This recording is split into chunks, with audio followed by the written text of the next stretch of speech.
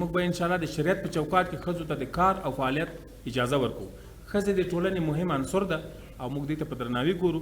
د ټولنې په ټولو هغه برخو کې چې موږ ټولنه اړتیا ورته لري ښځو به فعال حضور ولري.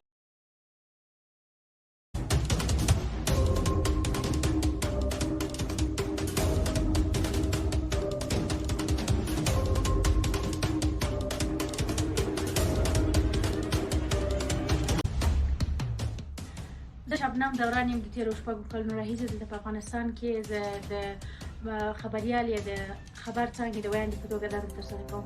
وروستنۍ دنده مې په RTI یا د افغانستان ملي راډیو تلویزیون کې وه چې هلته هم د خبر څانګې ویانه وم. ما نن وغوښتل چې کله چې نظام بدل سو ما وغوښتل چې خپلې دندې ته ولاړه شم. همدا خپل شهامت مې لاسه ورنکړ. خو له بده مرغه چې ما ته اجازه رانه کړل سربیره پر دې چې ما کارت هم درلود. هغه نارینه کارکوونکي زموږ چې وو هغوی د کارت په لرلو سره هغوی په دې باندې بریالي شو چې ډاکټر ته ورشي. خو ما ته یې ګواښ وکړ چې تاسو نشئ کولی خپلې دندې ته دوام ورکړئ ځکه چې نظام بدلون کړی دی. نو دلته ستر ګواښونه دي زموږ پر وړاندې که نړیوال زما غږ اوري مرستندوی یا بنسټونه زما غږ اوري زموږ سره دې مرسته وکړي ځکه چې زموږ ژوند تر ستر ګواښ باندې دی.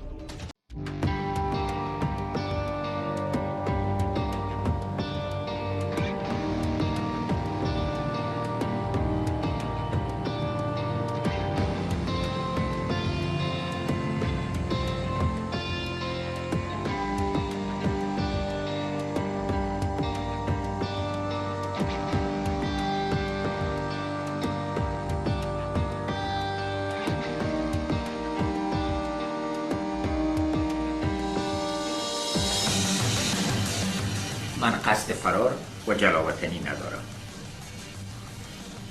فعلا در امارات هستم تا از خونریزی و فاجعه جلوگیری شده باشد. همین حالا در مشوره هستم تا به افغانستان برگردم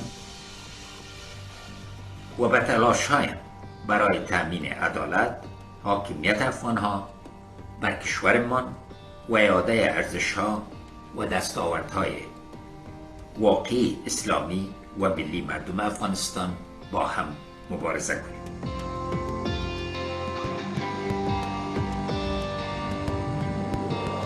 من با یک پیراهن و تنبان، یک واسکت و یک جوره چپلی مجبور به ترک وطن شدم.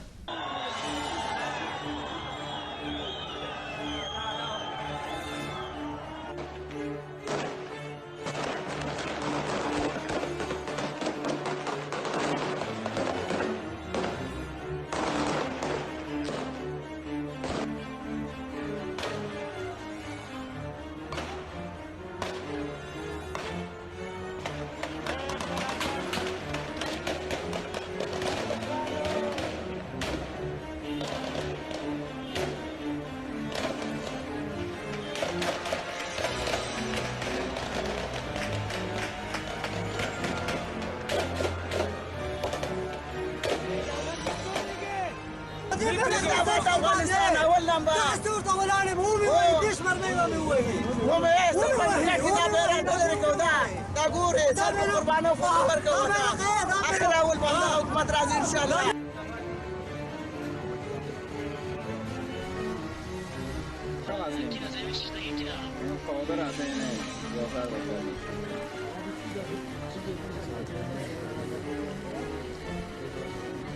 من از افغانستان، طالبان، افغانستان وضعیت بسیار خراب بود. کلا افغانستان طالب گرفته بود. ولی در افغانستان کاربار نیست. ما از خاطر مجبوری آمدیم به خاطر که کار کنیم. از افغانستان آمدیم میخوایم بریم به طرف اروپا. افغانستان خیلی وضعیتش خراب است. دیگه طالبان آمده در افغانستان اصلا سر میبرند.